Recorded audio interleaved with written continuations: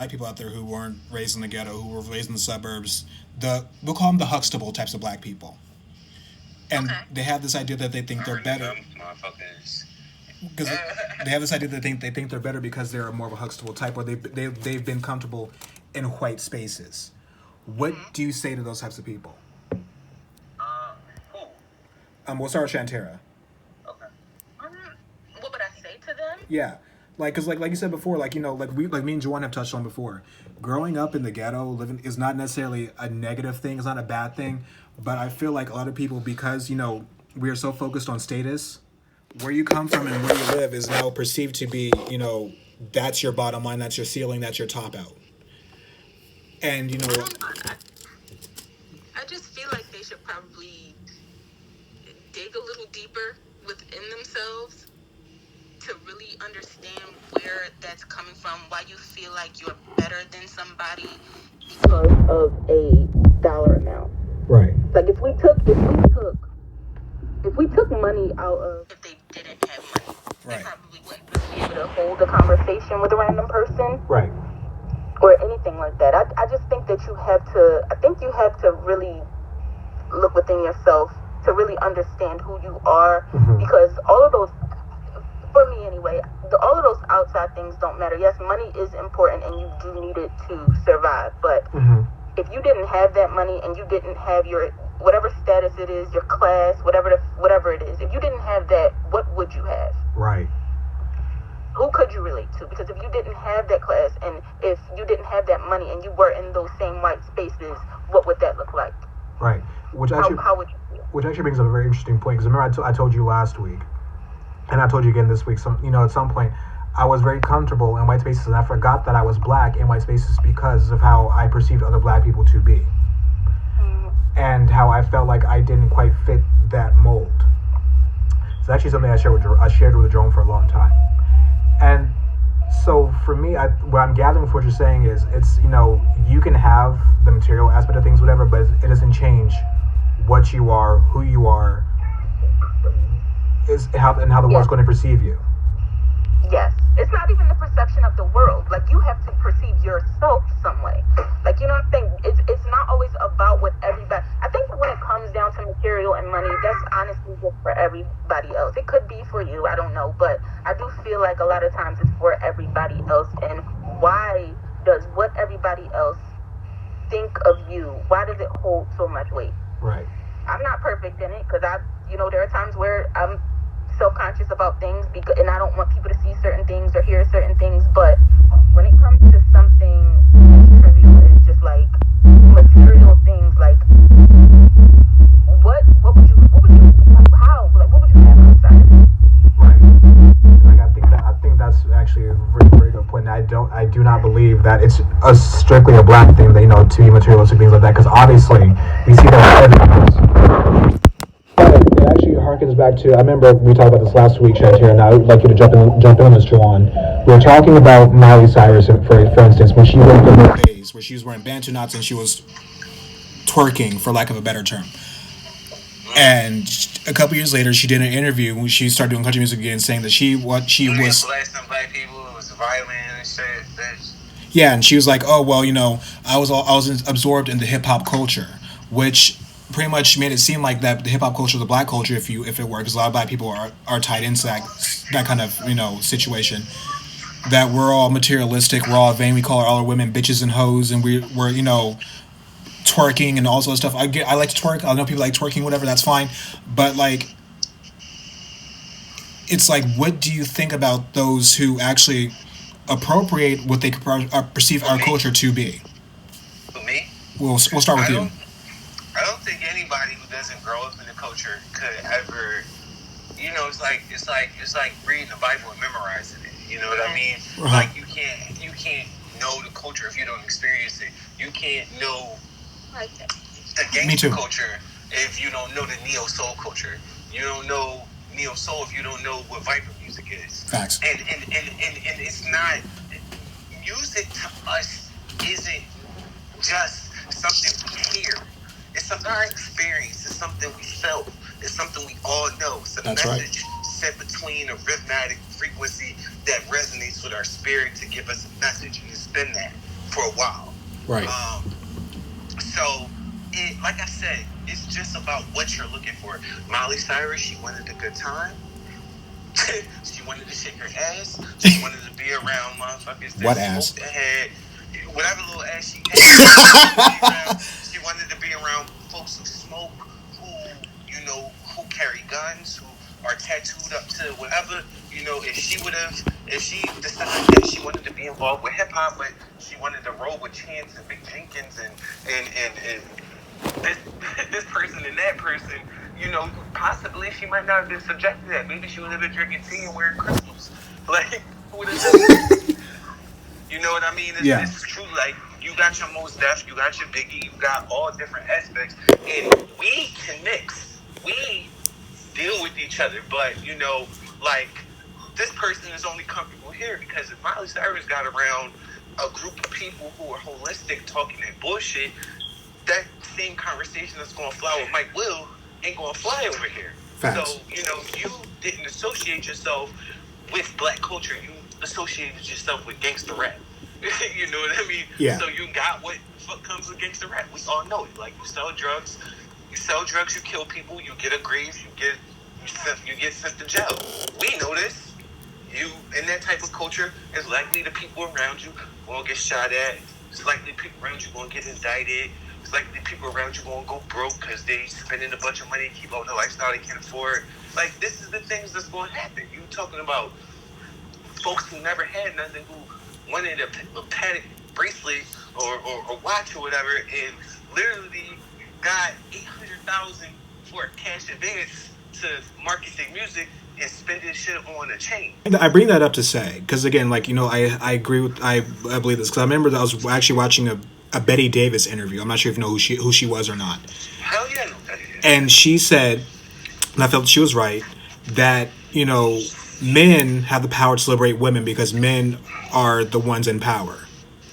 And I feel that, black issues can be pushed to the forefront. They have power to do what? They have the power to liberate women because they're the ones that actually hold the power. The patriarchy holds the power.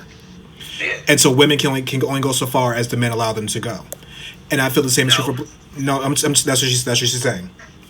And to a certain extent, in America, black people kind of have that same ceiling.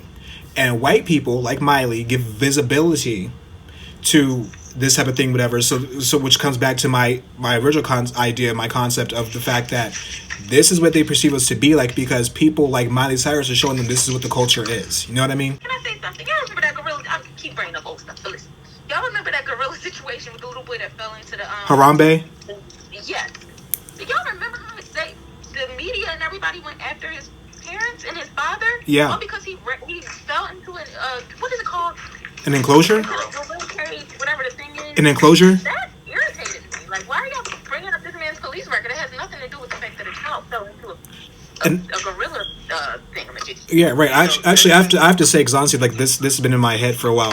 I was talking to my sister Kiara about this, and we're talking about the Black Lives Matter movement and George Floyd and all that stuff, whatever. And I find it very interesting that when these black men and women died at the hands of police officers, the first thing that people on the right want to do, Fox News in particular, is dig up their criminal past and also other stuff, whatever.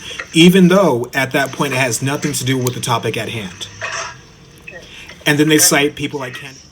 Whom you're advocating for, which is the right at the moment, right, such as the Candace Owens. Now you feel entitled to express yourself in a way where this girl's saying, yeah, these people are different and they're niggers, and you're not responding necessarily to me because of this and that. Right. This is how they act. But what I it's find... like, no, bitch, we all in the same boat. What I find interesting about Candace Owens in particular is the fact that I remember she was, I think it was in high school, and she sued her school for $37,000 about 15 years ago, for racism and racial discrimination and harassment. And she won.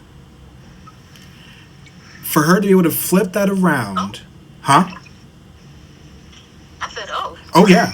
Oh, yeah. For her to be able to flip that around and say... Because I've seen her say boldface on Fox News, I've never experienced racism before in my life. I'm like... That's why I said, oh. Yeah, I'm like... Is he like one of those racism is over type? Well, her in particular, like... Because I watched her... Because I don't pay no mind to I pay attention to these people. I pay attention to these people because I want to get a full perspective. And so I watch people like her and Paris Dennard, who's a coon if I ever met one. I know he is. He always get that bit. They always take it on. He's my god, he is awful. He is awful. Huh? Do you think that they really believe No. some of the stuff that they No. say, or do you think that it's just okay? I don't. All right. Because honestly, in Candace Owens' case, again, given her experiences in the past, again, this, especially when you have a lawsuit, it's public record. I think it's a money grab. Same with Omarosa. Omarosa, she was the same thing. Omarosa, that's one thing I like. I don't like her persona on TV, but when it comes to her community work, she is fucking impeccable. But the fact that she could sell her principles up the river for power and money, I can't respect that. I mean, same with Candace you gotta Owens. Dig, bro. You gotta dig. I'm not even on front. When it comes to morals, morality, and what's right, ethics, just in business, because a lot of shit is underhanded. And I'm talking about corporate business. You know what I mean? Off the books, not signed paperwork, but you're contracted to do some shit. You know, making money don't got a damn thing to do with your view. It don't got anything. Telling the story don't have anything to do with the truth. Right. You know what I mean? And I understand that, but my thing is like this. If you're going to be a pillar in the black community, if you're going to sit there and have this platform where you're trying to advance black social issues, and then work with or for somebody, and then advocate for them, and basically say they're this, that, and third, whatever, when they've been counterproductive to the black cause, I can't respect that. And then for you to turn around and come back after you've been fired and be like, oh, I've seen the error of my ways, my people will be astonished. I'm like, bitch, I don't buy it. But for me, it's like, I can't respect the fact that you would sit there and sell yourself and your pride and your morals and your values and your people up the river. Granted, we're not all a monolith, so I can't sit and say that you sold the whole black community, but you sold the people who look up to you, who have advocated for you, who have had your back up the river for 15 minutes of fame and power. I don't respect that. I do not feel like Candace Owens believes what she says. No more than Omarosa believes what she said when she said for Trump. I don't believe she does. I believe that she is interested in money, and her idea of getting money is being a grifter. How can you live this year? I have to see how she wakes up every day and looks at herself in the mirror and it's like, I'm okay with the person I'm staring at. Like, I don't get it. I just don't. No, it's how do I say, like, I treat her, it's very simple terms, I treat her op like an op. You know what I mean? Once you start talking that bullshit, you on the other side, and I'm not even acknowledging, especially, I can acknowledge you if there's some sense of conviction and truth in what you're saying, but when you can see, feel, taste, smell a lie and say it's the truth, I'm not a fucking idiot. Like, I'm not a fool. I'm not going to entertain you. Why would I sit there and argue or acknowledge some foolish shit like that? Right. When there's real shit going on, when it's, people say real shit going on, but like, no, like my son's 7 years old. He does not know a time where he didn't see a black man, child, or woman murdered on TV. He's seen it. Like, I've seen it. Like, that's his conditioning. Now, you know what I mean? Like, his opinion of Caucasians or social issues has completely been formed by himself. And fear of God is the number one thing, because God will carry you through this. Because of all of these other different things. Like,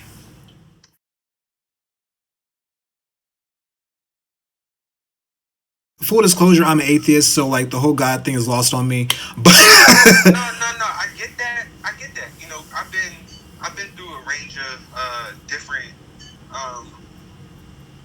thoughts on religious constructs or faiths in general, practices, and things of that nature. I've been agnostic, but well, for me, like, honestly, what it comes down to, like, I grew up. My dad's a deacon in the Baptist church ever. My mom, was my Sunday school teacher for a little bit. Like, I remember, like, I was telling Shantara last week, and I was telling Sheena, I had somebody question my faith, and I had no answers. And the second part of that is, then I met Jerome. Jerome, was religious and hardcore Christian and all that stuff, whatever. And in my mind, at 16, 17, I'm like, this is where God is. This is where I want to be. Right. And that was enough for me.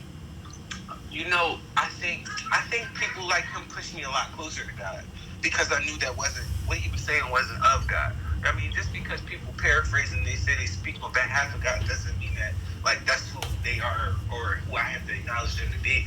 You know what I mean? Right. My relationship with God is very personal. We'll see. But again, for me at the time, it was shaky though. My relationship with God at the time was shaky, and so pretty much it was just one push out the door. I never had a concrete belief. My understanding always outweighed my belief. You know what I mean? My experience and my experience always outweighed my belief. Right. Of what it was to be in fear of God. Right. You know what I mean? I guess for me, it's like it's not that how to say this. I think there's a creator. I do believe in intelligent design, but I wouldn't go so far as to say I'm a deist or a Christian or a person of faith. No, I wouldn't say that I'm a Christian per se, just because of what a Christian is, to be Christ-like. Like, who actually is Christ-like? Well, actually, I must say, because I said this last week, and I remember I said this to Shantair. For me, what's up, man? I feel like that it better, like I follow Christ more than I follow the Old Testament. I believe what Jesus said. I just don't put a what's it called, a divine aspect to it. I don't like to put a name or a face to what you believe. What I believe, no. And that's just from, and I was a member of a church and everything, but I just interpreted it. I interpreted the Bible and what I was reading in the Bible as something different than what I was being taught. Right. So that's why I decided that I can't put a name or a face on it. I believe the historical aspects of the Bible, like the things that we can actually prove that are documented, but I just don't subscribe to religion. I think I feel like it's kind of divisive, and I don't believe the way that I think traditional Christians or whatever that would be. Right. I don't believe the way that they believe. I think that's where it's at for me, because I remember I was talking to. I'm not sure how you deal with Jerome, whatever. So I'm like, I'm not sure if I'm abusing of any notions of him. If I'm doing that, I apologize. I've met him. I met him once. Oh, you're not missing anything. So pretty much, I remember like I went to his house to visit, whatever, and I remember him and our cousin Leonard was like, "Oh, are you going to church with us tomorrow? It's a Saturday." I'm like, "No, I'm not." And they'd asked me why, and I said, "Why go to church if I can read the Bible at home in the comfort of my bedroom for free, and I don't get dressed up in a pair of clothing?" And Jerome's like, "Well, why would you say that?" I'm like, "Well, because the Bible's open to interpretation." He looked me dead in my face and said, "No, it's not." Oh. And I remember, I'm like, if that's the case, how come there's like the Gideon's version of the Bible, the King James version of the Bible? How come there are 41 different sects of Christianity out there, not counting the Eastern Orthodox Church, not counting the Judaism churches, not counting, the Roman Catholic Church and all that and all